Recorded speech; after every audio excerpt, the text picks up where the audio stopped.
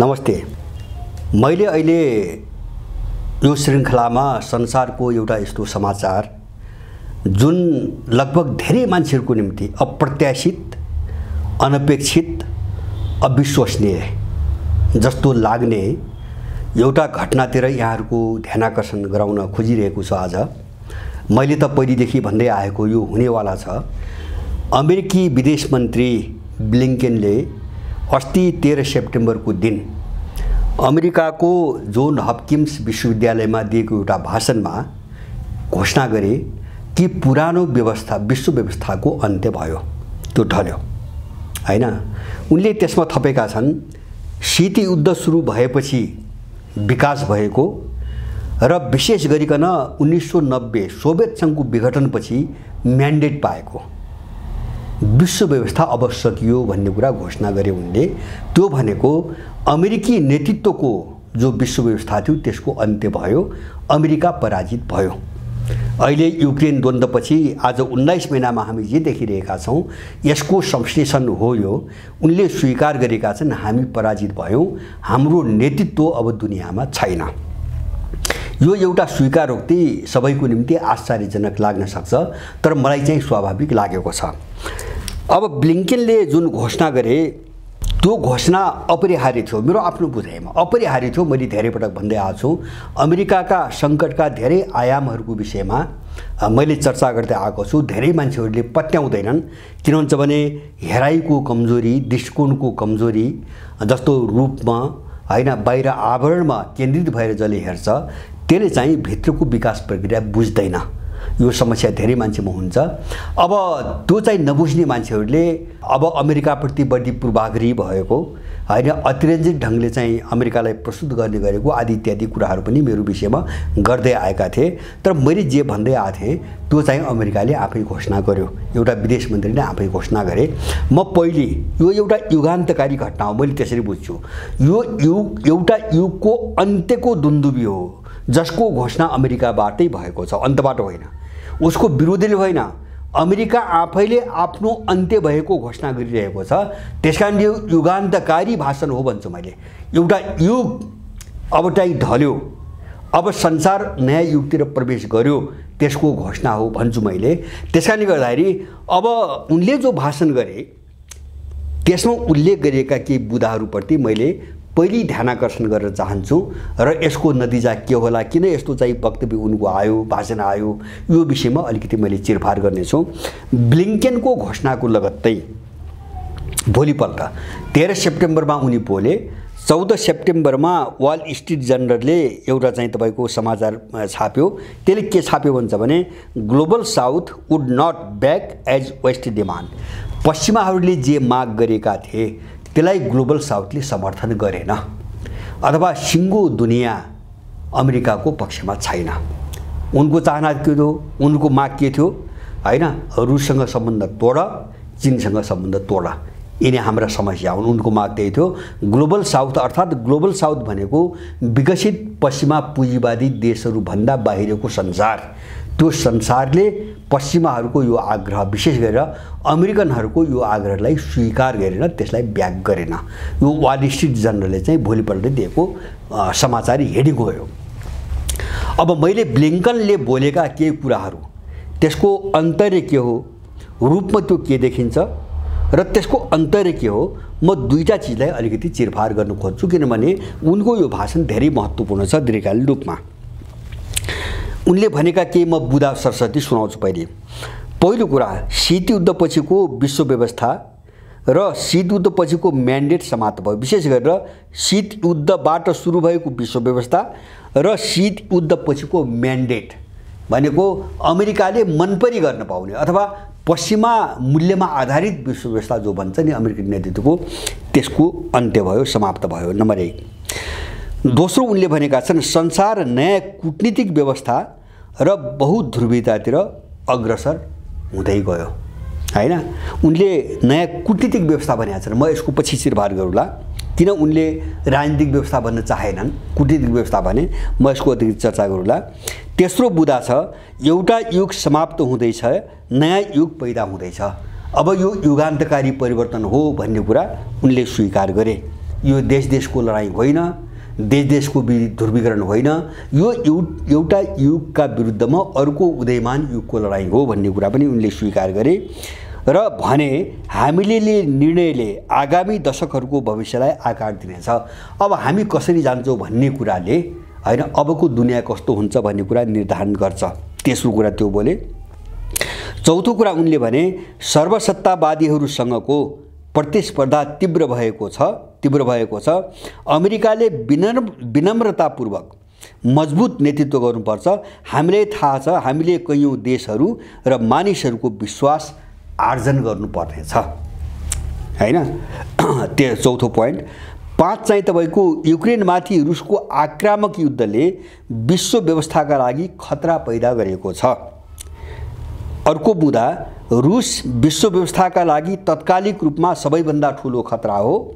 चीन सबैभन्दा ठुलो दीर्घकालीन समस्या हो जसले विश्व व्यवस्थालाई नयाँ आकार दिनका लागि आर्थिक, राजनीतिक, सैन्य र प्राविधिक शक्ति विस्तार गरिरहेको छ। अर्को मुद्दा छ रुस र चीनका बीचको असीमित साझेदारी, अनलिमिटेड सम्बन्ध जो उनले भाषा प्रयोग गरेका छन् मार्फत दुनियाँमा निरङ्कुशताको स्थायित्वका लागि काम गरिरहेका छन् आदि इत्यादि यिनले बोलेका मुख्य कुरा। म अलिकति अब यसको अर्थ के हो यसको चिरफार गरौँ। पहिलो कुरो अमेरिकाले आफ्नो नेतृत्व सक्यो यो स्वीकार गर्यो। अब अमेरिकन नेतृत्व चाहिँ मान्य दुनियाँमा छैन, दुनियाँले अस्वीकार गर्यो, यसमा उनीहरू सहमत हैन। दोस्रो कुरा यो युगान्तकारी परिवर्तन हो, त्यो दिशातिर दुनियाँ गयो, यसमा पनि उनीहरू सहमत। अब अहिलेसम्मको युग चाहिँ अब रहन्न हैन, त्यसमा यिनीहरू स्पष्ट छन्। मैले पहिले भनेको थिएँ अमेरिका समाप्त भइसकेको छ, त्यो घोषणा गर्न मात्रै बाँकी छ, देखिन मात्रै बाँकी छ भनेको थिएँ। अहिले आएर उनले आफै स्वीकार गरे हामी परास्त भयौँ भनेर चाहिँ स्वीकार गरे। तर यिनको भाषा हेर्दा यिनीहरू कुन ठाउँमा छैनन् भन्छ भने जुन कारणले, जुन विषयवस्तु, जुन सिद्धान्त, जुन व्यवस्था प्रणाली, जुन मूल्य मान्यता र जुन सोचको कारणले अमेरिका समाप्त भयो ती कारणहरू छोड्नुपर्छ भन्ने पक्षमा यिनको भनाइ देखिन्न। हामी हार्यौँ भन्ने पीडा छ, तर अमेरिका हिजो जे थियो मूल्यहरूसहित हैन, आफ्ना मूल्य मान्यता र व्यवहार सहित अमेरिका हिजो जुन ठाउँमा थियो त्यसको पुनर्बहाली कसरी गर्ने भन्ने कुरा छ। त्यहाँ त्यो साँच्चै नै सुध्रिने कुरा छैन हैन। जस्तो त्यो भनेको के भन्छ भने मैले सरसरी उदाहरण दिन्छु। जस्तो संसार कहाँ फर्क्यो त अमेरिकाबाट, किन अमेरिकाको नेतृत्वको अन्त्य भयो उनको भाषामा हैन। जस्तो दोस्रो विश्वयुद्धपछि उनीहरूले 50 भन्दा बढी देशमा उनले विद्रोह गराएका छन्, कतै सैन्यको गराएका छन्, कतै सडकबाट विद्रोह गराएका छन् 52 वटा देशमा। उनले दोस्रो विश्वयुद्धपछि अमेरिकाले 6 वटा देशहरूलाई विभाजन गरेको छ हैन। जस्तो बाल्कनाइजेसन भन्छ, जस्तो युगोस्लाभिया, सुडान लगायतका 6 वटा देशहरूलाई त्यसले विभाजन गरेको छ आफ्नो स्वार्थ पूर्ति नहुने देखेपछि। त्यसले धेरै देशहरूमा गृहयुद्ध गराएको छ र करोडौं मान्छे मारेको छ। जस्तो भियतनाममा मात्रै 40 लाख मान्छे मारेको उनको आँकडा छ, उनको आँकडा हो। अब चाहिँ अज्ञात त कति मारे बर्बरतापूर्वक उनले झन्डै 20 वर्षको मिसन, भियतनाम विरुद्धको मिसनमा 40 लाख मान्छे मारे। यस्तै गरेर लाखौं मान्छे उनले सिरियामा मारे, लिबियामा मारे, इराकमा मारे, अफगानिस्तानमा मारे, संसार अरू देशमा मारे। एउटा यिनको पाठ हो। दोस्रो यिनले संसार लुटे बेलगाम। जस्तो अहिले सबै मान्छेले बुझ्ने गरी अफ्रिकामा हामीले घटना देखिरहेका छौँ। जति पनि सैन्य विद्रोह भइरहेछ नि एउटै सोच छ, एउटै उद्देश्य छ सैन्य विद्रोहको। हाम्रो देशबाट आफ्नो सेना निकाल, हाम्रो देशको स्रोत साधनमा जो लुट मचाइरहेको छ यो बन्द गर, यहाँबाट निस्क्यो। बस तपाईको मालीको घटना यही हो, बुर्किना फासोको मुद्दा यही हो, नाइजरको मुद्दा यही हो, गाबोनको मुद्दा यही हो, कङ्गोको मुद्दा यही हो, बाँकी अफ्रिकन देशहरूको मुद्दा यही हो। सबै यिनको अत्याचार र बेलगाम लुटका विरुद्ध उठेको छ। यो दोस्रो पाटो हो यिनले गरेको अत्याचार। जस्तो सोभियत सङ्घको विघटनपछिको कुरा गर्नु छ भने अमेरिकाको चुनौती समाप्त भइसकेको थियो। जस्तो उसको प्रतिस्पर्धी सोभियत सङ्घ थियो, त्यो चाहिँ विघटन भयो हैन। सोभियत सङ्घ 15 टुक्रामा विभाजित भयो, रुस एकदमै कमजोर भयो। तर यसले नेटोको नाममा वा त्योभन्दा बाहिर यसले आफ्नो सैन्य विस्तार अभियानलाई पहिलेको भन्दा 10औं गुणा बढी तीव्र बनाएर लग्यो। र अहिले युक्रेन घटना किन भयो त भन्छ भने उसले चाहिँ धोखाधडी गर्दै, विश्वासघात गर्दै, सहमति तोड्दै रुसका वरिपरिका सबै देशमा जो आफ्नो सेना ल्याउने योजनामा आयो नेटोमा सामेल गरेर, त्यसैको प्रतिक्रिया हो तपाईको युक्रेन। त्यो मात्र हैन, उसले आफ्नो सैन्य विस्तार संसारका 750 वटा ठाउँमा विस्तार गर्यो क्याम्पका रूपमा। अहिले अमेरिकाका 750 वटा सैन्य क्याम्पहरू छन् दुनियाँमा। अब क्याम्प भन्दा बाहिर उपस्थिति, अन्य विभिन्न प्रकारको उपस्थिति हेर्नु हो भने 900 भन्दा बढी ठाउँमा अमेरिकन सेनाको उपस्थिति छ। के को निम्ति? अमेरिका ठेकेदार हो हैन? अमेरिका ठेक्का पाएको छ, अमेरिकाले जन्मजात ठेक्का पाएको छ। संसारको सबै देश उसको सैनिक पन्जाभित्र बाँच्नु पर्ने। यो अत्याचार सबैले हेर्दै आथे, बुझ्दै आथे, सबैले सहेका थिए। तर युक्रेन द्वन्द्वले के देखायो भन्छ भने उनीहरूको खोक्रोपन उजागर गर्थ्यो। अमेरिका केही पनि गर्न सक्दैन हैन, नेटोले पनि सक्दैन। एउटा रुस मात्रै पनि नेटोका 30 देशको निम्ति काफी छ। यो व्यवहारले साबित गर्यो। एउटा अर्को चाहिँ के पोल खुल्यो त भन्छ भने शक्ति बाहेक अमेरिकाले जो एउटा हाउगुजी खडा गरेको थियो नि हैन, उसँग भएका हतियारहरू अभेद्य हुन्। तिनलाई चाहिँ नष्ट गर्ने ताकत दुनियाँमा कसैसँग छैन। ती सबै हतियार उसले ध्वस्तै बनायो। जस्तो जर्मनीको लियोपार्ड ट्याङ्क भयो, बेलायतको चाहिँ तपाईको च्यालेन्जर ट्याङ्क भयो हैन। अमेरिकाले अब्राहम दिने भनिरहेछ तर डराइरहेछ। त्यसले गर्दाखेरि उनको चाहिँ सैन्य प्रविधि कति गतिलो रहेछ त्यो पनि उजागर भयो। र त्यसले उनको चाहिँ बिजनेस पनि नराम्रोसँग सुक्दै गयो। किन? कसले किन्ने त्यस्ता हतियार? रुसको चाहिँ उसँग चाहिँ नटिक्ने तिनी हतियार कसले किन्ने हैन? उनको प्रविधिको स्तर पनि एक्सपोज भयो र उनको सामर्थ्य। र अहिलेकै कुरा गर्नुहुन्छ भने अमेरिकाको अहिलेकै कुरा हुन्छ भने रुस झनपछि झन आक्रामक हुँदै चुनौती दिँदै गएको छ। 14 सेप्टेम्बरको समाचार हो। अमेरिकन सेनामा अहिले पनि जति सङ्ख्या आवश्यक छ त्यसको 18,000 सङ्ख्या अझै पनि पुगेको छैन। अमेरिकन सेनामा मान्छे भर्ती हुनै चाहन्न। डिप्रेसनको समस्या त्यस्तै छ, मनोवैज्ञानिक समस्या। किन उनीहरू हतोत्साहित हुँदै गए? किन? सैनिक जीवन मान्छेले बिताउन चाहन्न, त्यो बर्बादी मात्रै देखिरहेछ। मनोबल टुट्यो हैन, सेना लड्न सक्ने सामर्थ्यमा छैन। अमेरिकामा पोहोर मात्रै आएको रिसर्च हो एउटा, मैले पहिले भनेको थिएँ। त्यो बेला भएको रिसर्चले, अमेरिकाको रिसर्चले के भन्यो त भन्छ भने त्यसमा एउटा पूर्व जर्नल पनि थियो अमेरिकाको। अमेरिका र नेटोको बीचमा अहिले युद्ध भयो भने त्यो युक्रेन एकदम चाहिँ तनाव चरममा थियो, रुसले हात हालिसकेका थिएन। अहिले पनि नेटो र रुसका बीचमा युद्ध भयो भने रुसले जित्छ, सिङ्गो नेटोको 30 देशले सक्दैन। त्यो रिपोर्टले पनि भनेको थियो त्यो बेला। त्यो सबै उजागर भयो। र मान्छे अहिले टाउको किन उठाए? जस्तो अमेरिकाले हामी पराजित भयौँ भन्ने घोषणा गर्न किन बाध्य भयो त भन्छ भने युक्रेन द्वन्द्वपछि संसारमा जति पिसिएका थिए, दबिएका थिए, लुटिएका थिए हैन, उनले एउटा विकल्प पाए। अब चाहिँ इनको विकल्प रुस हो, त्यो सामर्थ्य रुससँग छ। इनको विकल्प चीन हो, त्यो सामर्थ्य चीनसँग छ। इनको G7 अथवा चाहिँ जति पनि आर्थिक हतियार प्रयोग गर्थे यसको विकल्प ब्रिक्स हो, यसको विकल्प चाहिँ साङ्घाई कोअपरेसन अर्गनाइजेसन हो। जब यो सबै चाहिँ व्यवहारमा देखिँदै गयो त्यसपछि यिनका विरुद्धमा जबरजस्त दुनियाँ उठ्दै गयो। यद्यपि तपाईँ हामीले सुन्ने भाषामा एउटा पाखण्ड छ। यिनी यो पाखण्डले के भन्छ भने विश्व समुदायबाट रुस अलग थलग छ। किन? यो साम्राज्यवादी चिन्तन के हुन्छ भने त्यसले विश्व समुदाय भने ऊ आफूलाई मात्रै ठान्छ, अरूलाई त ठान्दैन। जबकि संसारको 90% देश यिनको आदेशको विरुद्धमा उभिएको छ, यिनको प्रतिबन्धको विरुद्धमा उभिएको छ। उनले के भनिरहेका छन्? विश्व समुदायबाट रुस अलग थलग छ। यो साम्राज्यवादको एउटा पाखण्ड हो हैन। यो सबै उनले देखे, भोगे। अब उनको भनाइमा के छ? म 2-3टा केही कुराहरू खोतल्छु उनको भनाइमा। जस्तो संसार नयाँ कूटनीतिक व्यवस्थातिर अग्रसर भएको छ। उनले कूटनीतिक शब्द प्रयोग गरेका छन्। तर संसार कूटनीतिक नयाँ कूटनीतितिर मात्र हैन, नयाँ मूल्य मान्यता सहितको नयाँ दुनियाँ दिशातिर अग्रसर भएको छ। कूटनीति मात्रै होइन, त आफ्नो जगैदेखि सबै जो भत्किदिएका हुन्छ नि त्यसलाई ढाकछोप गर्नुको निम्ति उनले कूटनीतिक ध्रुवीकरणको जामा पहिरेका छन्, जुन कुरा भ्रम हो जो भोलि देखिन्छ। किन अमेरिकाको केही मान्नेवाला छैन मान्छेले अब, किन भन्छ भने आफ्नो व्यवस्था, आफ्ना मूल्य मान्यता हैन, आफ्ना विचार व्यवस्था प्रणाली कसैमाथि लाद्न पाइँदैन भन्ने यत्रो चाहिँ तपाईको लडाईँ विश्वभरि सुरु भयो अनि उनले कूटनीतिका मात्रै कुरा गरिरहेका छन् हैन। त्यो चाहिँ एउटा कुण्ठित मानसिकताबाट आएको कुरा हो।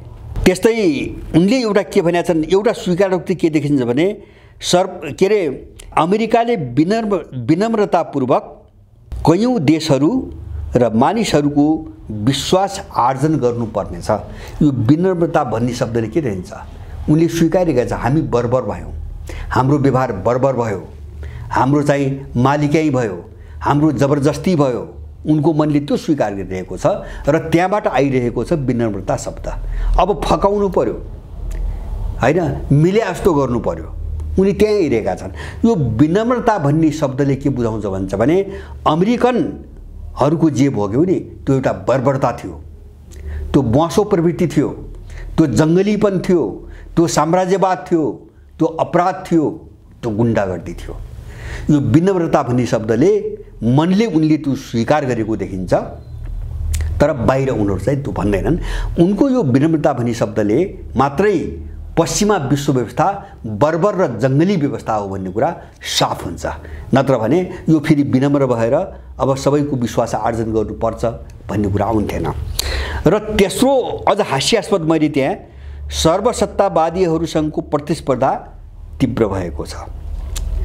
सुन्नुहोस् है, सर्वसत्तावादीहरूसँगको प्रतिस्पर्धा तीव्र भएको छ र यसले विश्व व्यवस्थाका लागि ठुलो खतरा पैदा गरेको छ।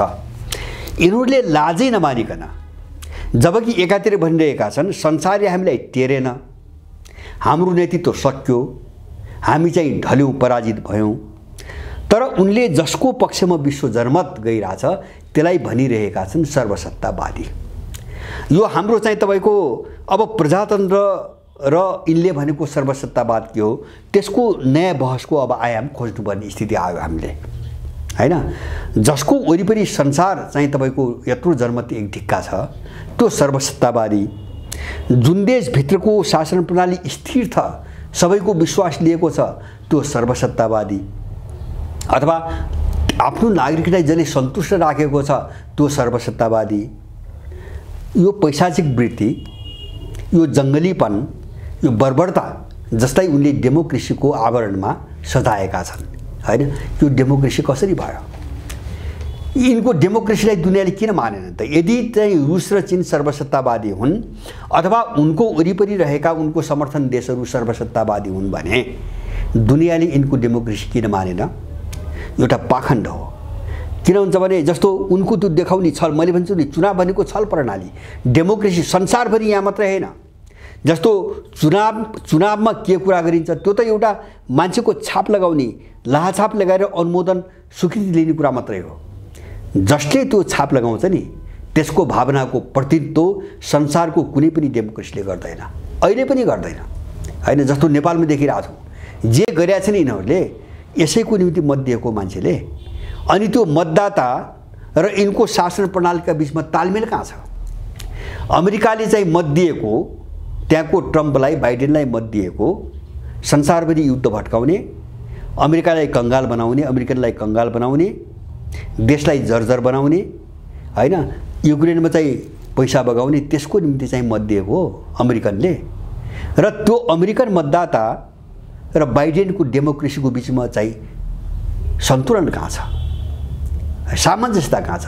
यिनी सबै पाखण्ड थिए र यही सायद यही पाखण्ड हो हैन। अमेरिकाले युक्रेन द्वन्द्व हुन त त्योभन्दा एक वर्ष अगाडि सुरु गरेको थियो, डेमोक्रेसी समिट। अब चीन र रुसबाट कसरी दुनियाँलाई अलग गर्ने हरेक नाटक गर्यो।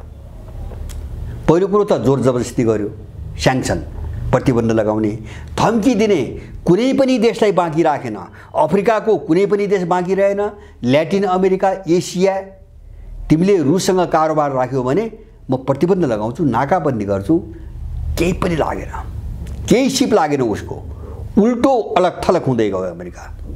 र झनपछि झन् चाहिँ तपाईको हुँदा के भयो सबै देशहरू त ब्रिक्सको वरिपरि चाहिँ तपाईको जम्मा हुन थाले, जो चाहिँ अन्तर्राष्ट्रिय राजनीतिमा आर्थिक राजनीतिक कोणबाट सबैभन्दा महत्त्वपूर्ण देश हुन्, ती सबै ब्रिक्सको वरिपरि जम्मा हुन थाले।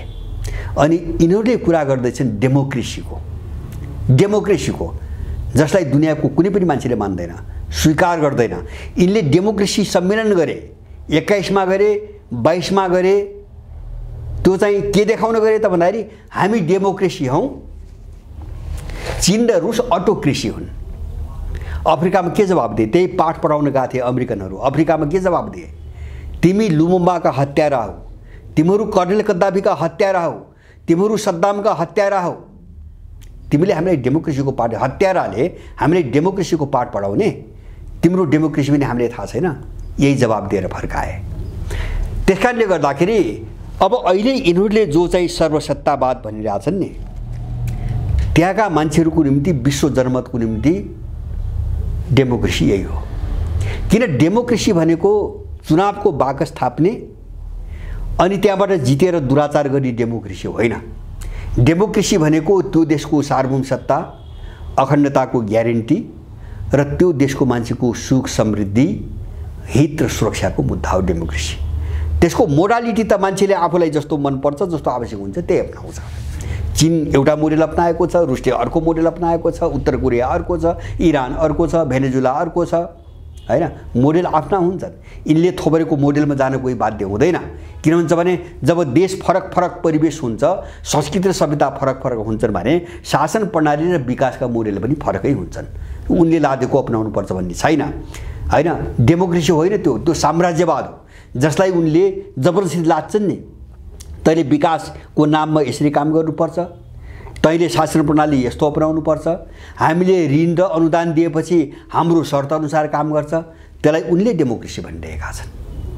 त्यसकारणले गर्दाखेरि यो एउटा हास्यास्पद जो कोसिस थियो नि, यसलाई पनि दुनियाँले मानेन। अब अनि चाहिँ तपाईको जस्तो उनले भन्छन् नि, उनले चाहिँ विश्व व्यवस्थाका लागि खतरा हो, उनको निम्ति खतरा हो। जस्तो चीन र रुसको उदय उनको निम्ति खतरा हो, उनको विश्व व्यवस्थाको निम्ति खतरा हो। तर अहिले अरू बाँकी दुनियाँको निम्ति के हो हामीले हेर्ने थियो। जस्तो हाम्रो निम्ति के हो? हाम्रो निम्ति के हो भन्छ भने उनले लादेको यो व्यवस्थाको अन्त्य नै हाम्रो चाहिँ डेमोक्रेसी हो। हाम्रो भलाइ त्यसैमा छ। किन? यिनको तन्त्रले के गर्यो हामीलाई? यिनको तन्त्रले 1 करोड मान्छेलाई देशमै बस्न दिएन, विदेश निकाल्यो। यिनको तन्त्रले वैदेशिक व्यापार घाटा 20 खरबभन्दा बढी पुर्यायो। यिनको तन्त्रले 22 अरबभन्दा बढी लुट मचायो, देश लुट्यो। यिनको तन्त्रले लाखौं विदेशीलाई नागरिकता वितरण गर्यो। यिनको तन्त्रले राष्ट्रका र यहाँको मान्छेका आवश्यकतामा आधारित एउटा एजेन्डामा निर्णय त छोडिदिनुहोस्, कहिल्यै छलफलसम्म गरेन। छलफल सधैँभरि कहाँ गर्यो? यिनको तन्त्रले एमसीसीमा गर्यो, नागरिकता ऐनमा गर्यो र भ्रष्टाचारका काण्डहरू पढायो। दरबार हत्याकाण्ड चाहिँ उदासीन भएर बस्यो, त्यस्ता मान्छेहरूको अपमान गर्यो, मरिजमानलाई राजकीय सम्मान दिएन, हैन? देशको निम्ति लडेका थिए भनेर यिनको तन्त्रले के गर्यो त्यो त हामीले देखिरहेका छौँ। त्यसकारणले गर्दाखेरि हाम्रो निम्ति यो डेमोक्रेसी होइन जो साम्राज्यवादीहरूले पाठ पढाइरहेका छन्। त्यसकारणले हामीले पनि यसको अन्त्य गर्नैपर्छ। यसको अन्त्य हामीले यसको जरीबाट यसको उन्मूलन गर्नुपर्छ। यो जुन सिद्धान्तमा आधारित छ, जसलाई यिनीहरू नव उदारवाद भन्छन्, जब त्यो समाप्त भयो, अब हामी सकियौँ भने अमेरिकाले घोषणा गरिरहेछ, अमेरिकनले घोषणा गरिरहेछ, हैन? यहाँको मान्छेले यो बोक्न आवश्यक छैन। मैले चाहिँ तपाईको जस्तो अब यो कहाँबाट आयो? यस्तो सो घोषणा किन बाध्य भयो अमेरिका, हैन?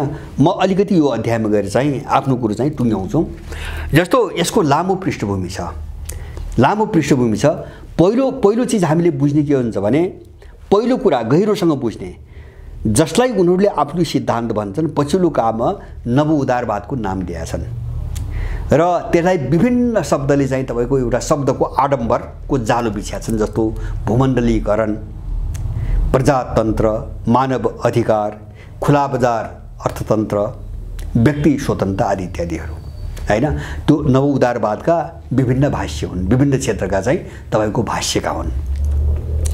यो नै एउटा सङ्कट हो। पहिलो कुरा पहिलो कुरो यो नै नवउदारवाद भनेकै सङ्कट हो, नवउदारवाद भनेकै पतन हो।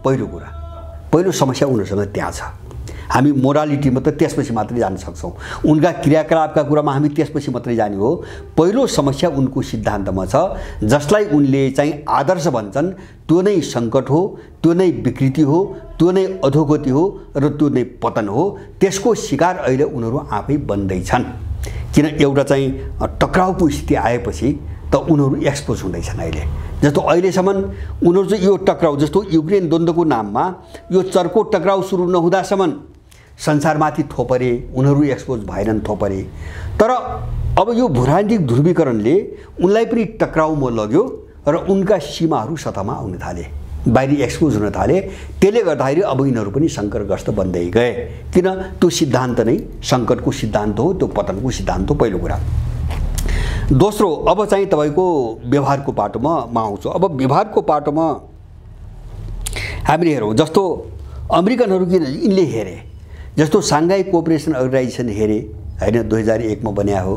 ब्रिक्स हेरे होइन, यी भर्खरै ब्रिक्सको विस्तार भयो र त्यहाँ आबद्ध देशहरूको मैले पहिले यहाँहरूलाई भनेको छु, जस्तो संसारको 46% जीडीपी होइन, के अरे चाहिँ तपाईँको 37% जीडीपी अथवा चाहिँ भूगोल सारा चिज अथवा उदयमान अर्थतन्त्र सबै हेर्ने हो भने सबै ब्रिक्सको वरिपरि आए। ध्रुवीकरण यो आर्थिक रूपमा उनीहरू सिद्धिँदै गए, उनको बजार पनि खत्म हुँदै गयो। युक्रेन द्वन्द्वले ठुलो आर्थिक मन्दी ल्यायो, ऊर्जा सङ्कट उत्पन्न भयो। यिनको विरोध गर्ने अथवा यिनको अत्याचारबाट मुक्त हुनुपर्छ भनेर बनाएका संस्थाहरू फल्दै फुल्दै गए होइन, सबै देशहरू त्यसमा आबद्ध हुँदै गए। अब ब्रिक्समा आबद्ध हुने निवेदन दिने देशहरूको सूची 40 वटा छ सूची। अब इच्छा 40 वटा, त्यसमा चाहिँ निवेदनै दिएका देशहरू 20 वटा छन्। अब तिनी सबै जोडिने हुन्, यिनीहरू खत्म हुँदै गए। एउटा चाहिँ तपाईँको अन्तर्राष्ट्रिय बिस्तारै ध्रुवीकरण जो हुँदै आएको थियो नि, ब्लिङ्केनको अभिव्यक्तिको एउटा कारण त्यो हो। बिस्तारै पश्चिमा पश्चिमहरू एकदम आइसोलेसनमा विश्व समुदायबाट अलग थलग हुँदै गएका थिए, नम्बर 1। दोस्रो, युक्रेन द्वन्द्वपछि दुईटा समस्याहरू प्रखर रूपमा देखा परे। एउटा आर्थिक मन्दी उनीहरूमा, जस्तो ऊर्जा सङ्कटको कारणले सुरु भएको तपाईँको ऊर्जा सङ्कटमा आपूर्ति पनि चाहिँ खलबलिँदा होइन, उनको अर्थतन्त्रमा जो सङ्कट आयो त्यसले जो महँगी र मन्दी सुरु भयो, अब त्यसले गाँच्दै लग्यो होइन। एउटा पाटो त्यसले गाँच्दै गयो, एउटा पाटो।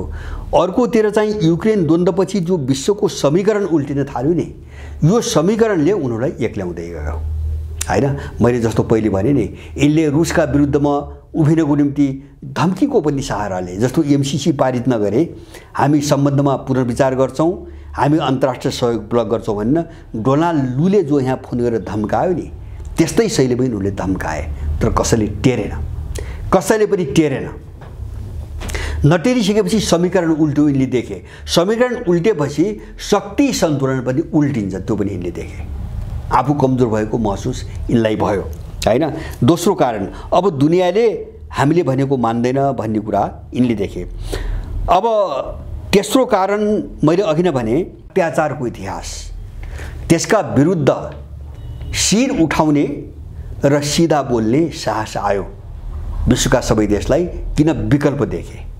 अब यिनको सामना गर्ने हो भने हामीलाई साथ दिने र यिनलाई चाहिँ यिनको सामना गर्ने शक्ति अब दुनियाँमा चाहिँ आयो, अगाडि आयो भने चीन र रुसको भूमिका देखे, यिनको निरीहता पनि देखे।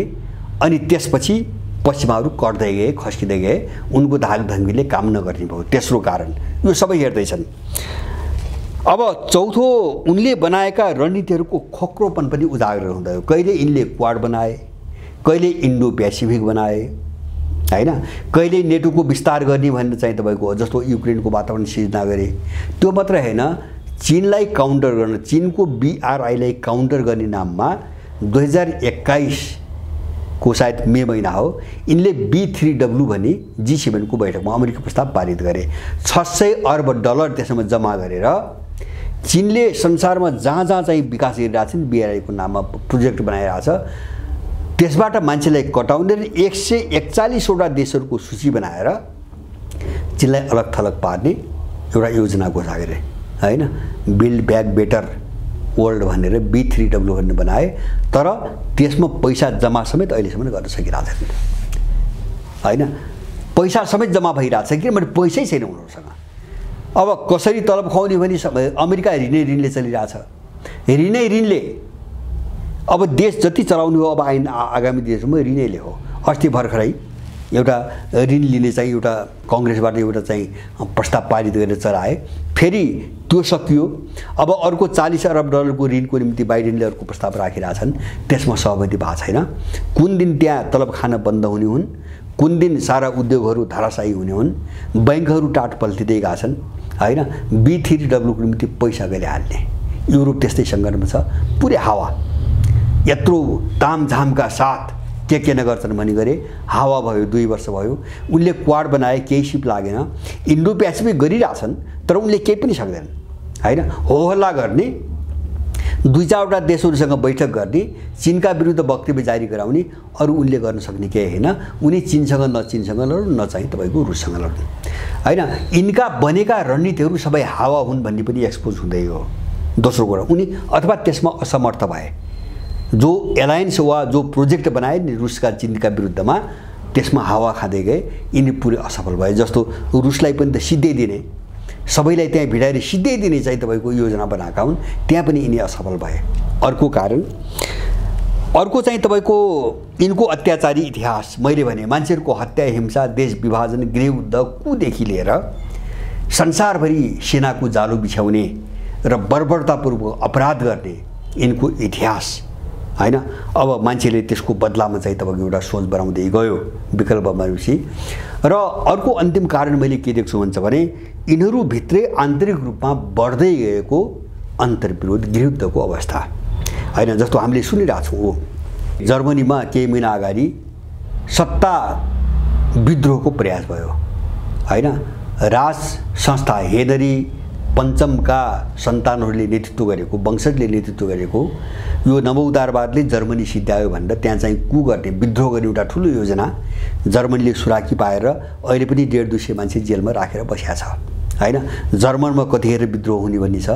फ्रान्सको कुरा गर्ने हो भने तपाईको यो गएको सालको अप्रिलदेखि को पछि 4 महिनामा 28 लाख मान्छेहरू सडकमा आएको आँकडा उनीहरूले निकालेका छन् हैन। फ्रान्सेलीहरू, फ्रेन्चहरू पुरै सडकमा छन् हैन। त्यो व्यवस्थाप्रतिको असन्तुष्टि हो।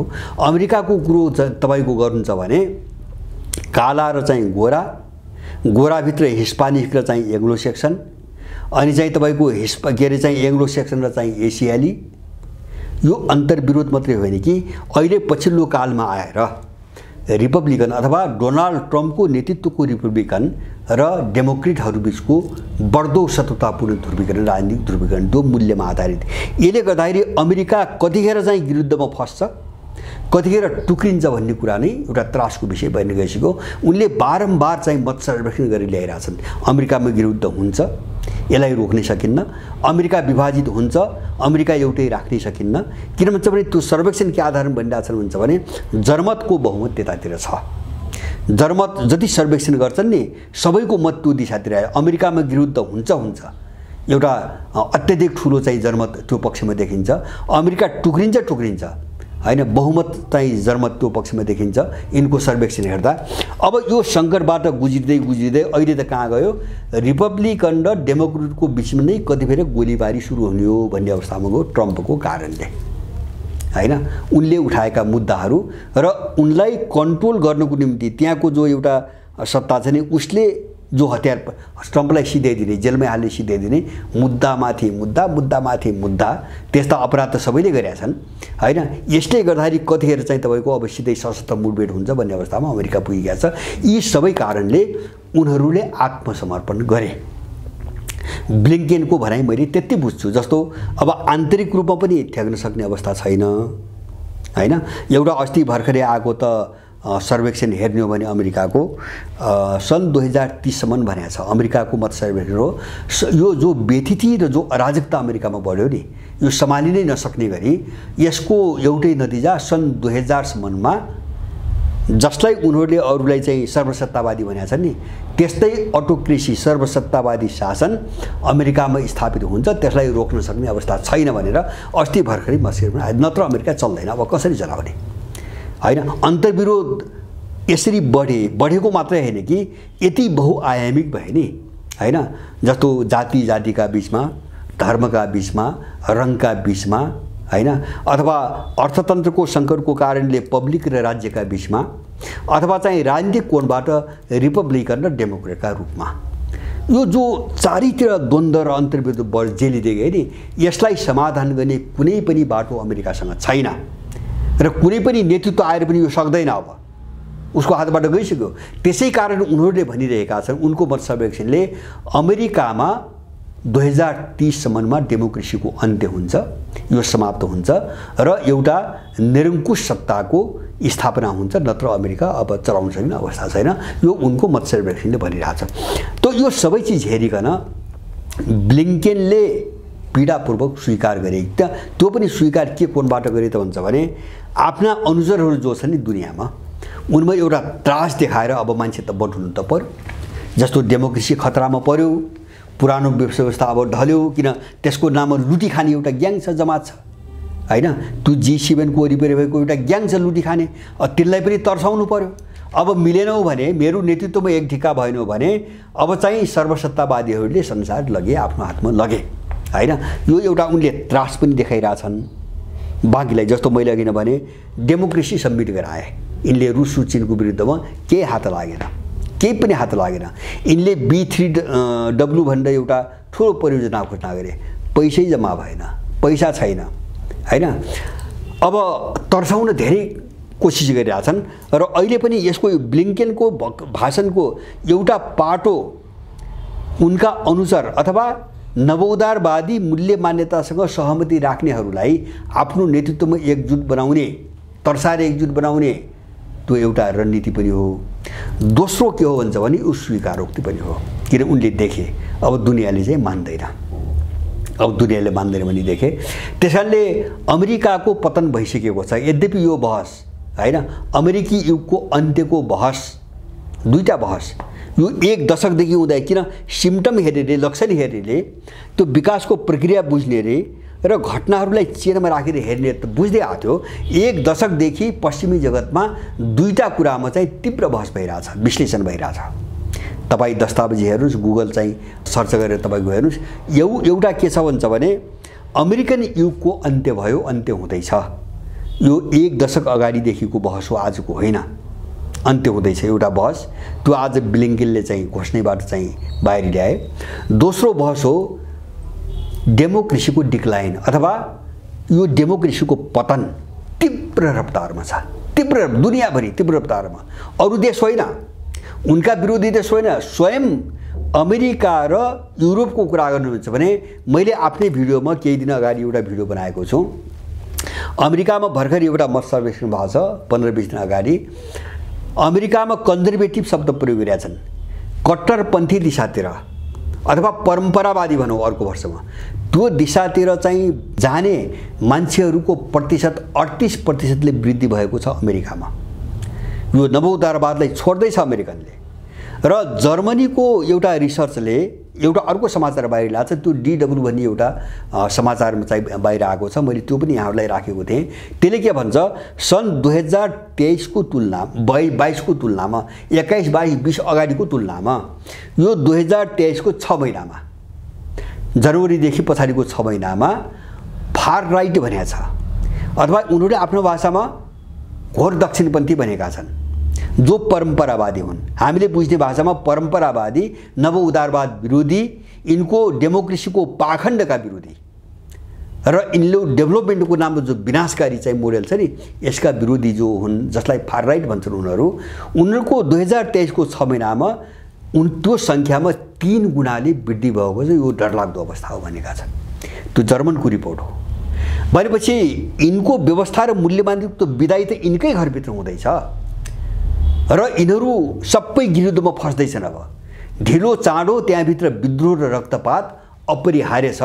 त्यसमा त्यो झन् प्रबल काम हुन गयो भन्छ भने, जस्तो मान्छेको सामर्थ्य हुँदा हैन जस्तो सैन्य सामर्थ्य हुँदासम्म आर्थिक सामर्थ्य हुँदासम्म त के हो हुन्छ भने अब भित्रका समस्याहरू दबाएर राख्न सकिन्छ दबेका हुन्छन् ती मुखर रूपमा बाहिर आउन पाउँदैनन् तर त जब त्यो सङ्गीत सङ्कटमा फस्छ नि जब त्यसलाई म्यानेज गर्ने सामर्थ्य गुम्छ ह्यान्डल गर्ने क्षमता गुम्छ त्यसपछि त्यो गुम्सिएका भित्र विकास भइरहेका चिजहरू छताछुल्ल बाहिर निस्किन्छन् अहिले त्यति भएको हो किन युक्रेन द्वन्द्वले यिनका सबै सीमाहरू छताछुल्ल पार्यो जो मैले भने नि हैन सबै यिनका भित्रका कमजोरी समस्याहरू छताछुल्ल पारेपछि अरूका विरुद्धमा जुन सङ्कट यिनले थोपर्न खोजेका थिए त्यो यिनीहरूतिर फर्कियो अब यिनीहरूतिर फर्कियो र यिनीहरू कहाँ आयो भन्छ भने हाम्रो नेतृत्व सकियो हैन हाम्रो चाहिँ प्रभुत्वको अन्त्य भयो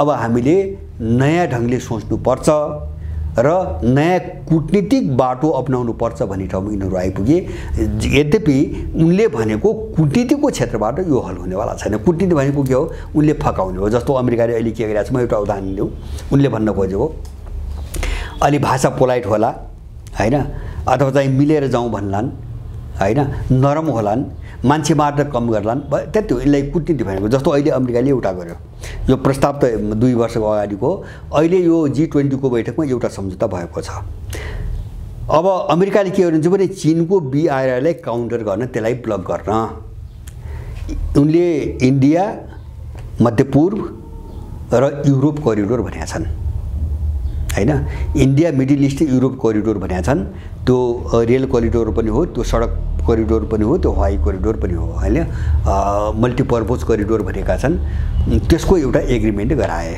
र उनको सपना कहाँ छ भन्छ भने अब इन्डिया त चीन विरोधी भयो हैन इन्डियामा ठुलो बजार छ 1 अरब 40 करोड मान्छेहरू छन् त्यो बजारलाई लक्षित पनि गर्ने इन्डियालाई चीनका विरुद्धमा चाहिँ खडा पनि गर्ने अरु चाहिँ दुनियासँग जोड दिने हिसाबले त्यसमा साउदी अरब UAE युरोपियन देशहरू 8 देशले एउटा सम्झौता एउटा चाहिँ करिडोर बनाउने एउटा चाहिँ अस्ति चाहिँ एग्रिमेन्ट गराएको छ जबकि यो चाहिँ त्यसको B3W जस्तै हो यो हैन किन भन्छ भने हामीले त हेर्ने के हुन्छ भने जुन शक्तिहरूलाई किन यसभित्र सबभन्दा महत्त्वपूर्ण भने मध्यपूर्वका देशहरू हुन् जस्तो साउदी UAE अब त्यो रुट भएर जोर्डन भएर पनि जान्छ इजरायल भएर पनि जान्छ हैन हुँदै युरोप जान्छ टर्कीले त्यसको विरोध गर्यो घोर निन्दा गर्यो टर्कीलाई बाइपास गरिकन यस्ता योजनाहरू कुनै पनि सफल हुँदैनन् टर्कीले विरोधी गरिसकेका छ र त्यसमा पनि अर्को के छ भन्छ भने इनले जुन रुट बनाएको थिए नि त्यो सबैमा BRI जान्छ पहिले नै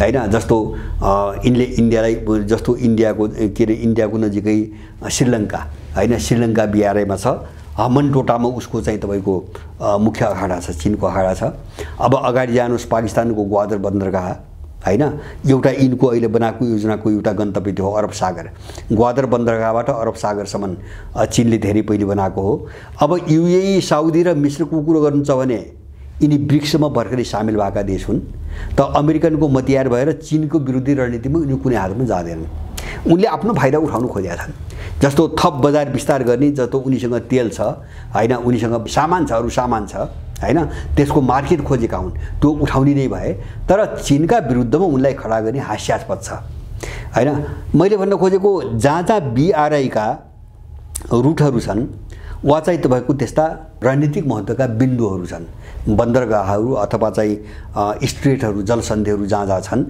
अब त्यही ठाउँबाट गुज्रिनु खोजिरहेछ असफल पार्न असम्भव छ र दोस्रो मैले के हुन्छ भने चीनसँग जुन पैसा छ जुन लगानी छ अमेरिका जस्तो अहिले बनाएको चिजले त छोड्दिनुस् इनले त्यो सामर्थ्य राख्थे भने यिनीसँग त्यो क्षमता हुन्थे भने हैन त्यो B3W बनाउँथे त्यसको निम्ति पैसा जम्मा गर्ने 600 बिलियनको कुरा थियो त्यहाँ 600 बिलियन जम्मा गर्ने कुरा थियो भनेपछि यहाँ पैसा कसले लगानी गर्ने हेर्ने सबैले फाइदा हो एउटा चीन विरोधी कुण्ठा भने अमेरिकन इन्डियनको हो हैन अलिकति चीनलाई कसरी रोकौं भन्ने त्यही युरोपियनको होला हैन मध्यपूर्वको देशले त्यो किन मान्ने चीनलाई ब्लक हिसाब उनी किन मान्ने यिनी केही पनि सफल हुँदैनन् त्यसकारणले अमेरिकाको अन्त्य भइसकेको छ यो कागजी बाग यो बिल्कुल कागजी बाग हो र यसले आफै घोषणा गर्यो म कागजी बाग हुँ यो सबैले स्वीकार गर भन्ने भन्यो मुद्दा चाहिँ सिद्धान्तको छ विचारको छ लडाई मूल्य मान्यताको छ सिस्टमको छ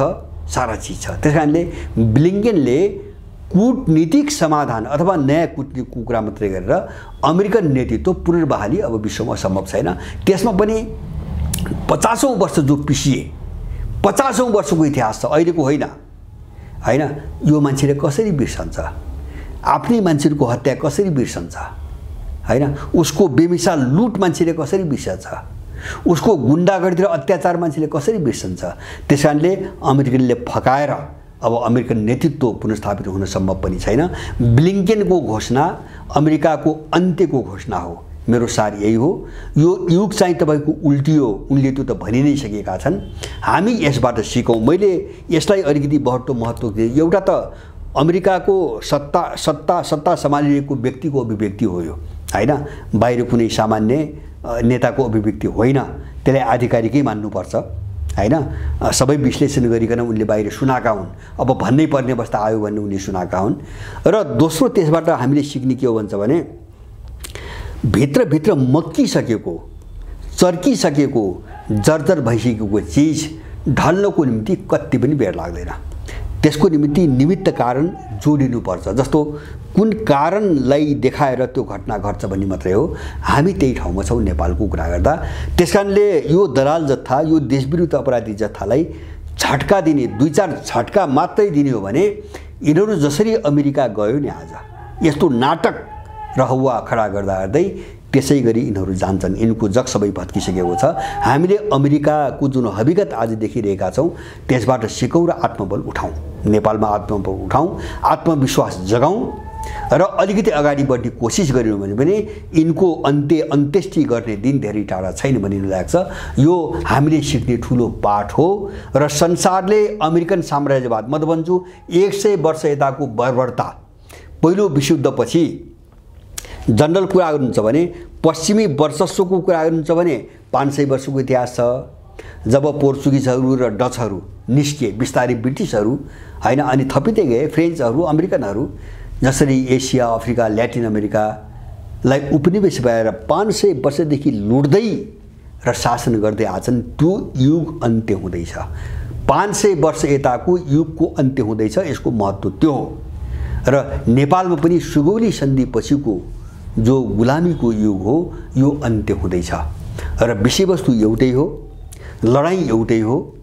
जसरी विश्वका अरू देशहरूले आँट गरे, आत्मविश्वास जगाए, मनोबल उठाए र अमेरिकाले हाम्रो नेतृत्व गयो भन्नुपर्ने ठाउँमा आइपुग्यो, हामी त्यो कोसिस गरौँ। सबै नेपालीले त्यो आत्मविश्वास जगाउनु भने असम्भव छैन, धेरै समय पनि लाग्दैन। यो एउटा गहिरो पाठ हो। यसप्रति सबै नेपालीको ध्यान जाओस् भन्ने चाहिँ मेरो आग्रह छ।